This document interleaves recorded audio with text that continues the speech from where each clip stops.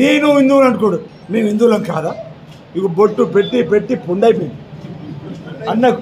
అరే మేము ఎందుకు చెప్తున్నాం ఈ అంశం అంటే, హిందుత్వాన్ని సందర్భాన్ని బట్టి మతాన్ని అడ్డుపెట్టి ఎన్నికలు గెలవాలనుకుంటూ నీకు ఒకటే సూటిగా ప్రశ్నిస్తున్నాం.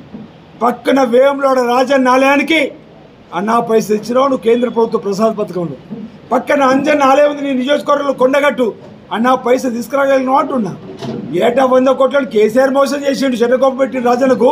ఈరోజు మీరు కూడా కేంద్ర ప్రభుత్వం అన్నా పైసలు తీసుకురాని మీరు ఓటు హక్కు అడగడానికి మీకు అసలు రైటే లేదని కాంగ్రెస్ పార్టీ పక్షాన తెలియజేస్తూ ఈరోజు పెద్దలు వెలిచాల రాజేంద్రరావు గారు మృదు స్వభావి విద్యావేత్త, కాంగ్రెస్ పార్టీ వారి సేవలు గుర్తించి సింగరుండే చైర్మన్గా మార్కెట్ కమిటీ చైర్మన్గా పనిచేసినటువంటి అనుభవం నుండి రాజేంద్రరావు గారిని చేతి గుర్తుపైన ఓటు వేసి గెలిపించాలని దేశవ్యాప్తంగా ప్రజలు మార్పు కోరుతున్నారు. దేశవ్యాప్తంగా ప్రజలు మార్పు కోరుకుంటున్నారు.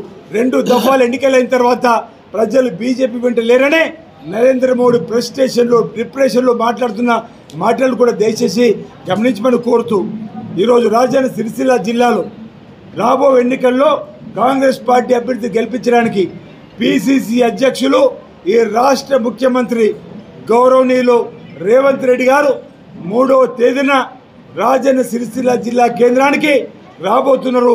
మధ్యాహ్నం 2:30 మొదటి ఈ బైపాస్ రోడ్లో ఉన్నటువంటి స్థలంలో వారి సభ ఉంటుంది. కాబట్టి అన్ని గ్రామాల నుంచి ప్రజలు, కాంగ్రెస్ పార్టీ అభిమానులు, నాయకులు, కార్యకర్తలు పెద్ద ఎత్తున తరలివచ్చి ఆ సభను విజయవంతం చేసి ఆ సభ ద్వారా మన ఎంపీ రాజేంద్రరావు గారి విజయం ఈరోజు మెజార్టీని ఖాయం చేసే విధంగా ఆ సభను మనం జరుపుకుందామని ఇటు బీఆర్ఎస్ అటు బీజేపీ 10 సంవత్సరాల పరిపాలనను వ్యతిరేకిస్తూ మనం కదం తొక్కాలని ఆ 3వ తేదీన మధ్యాహ్నం 2:30 జరిగే రేవంత్ రెడ్డి గారి సభను విజయవంతం చేయాల్సిందిగా కోరుతున్నాం.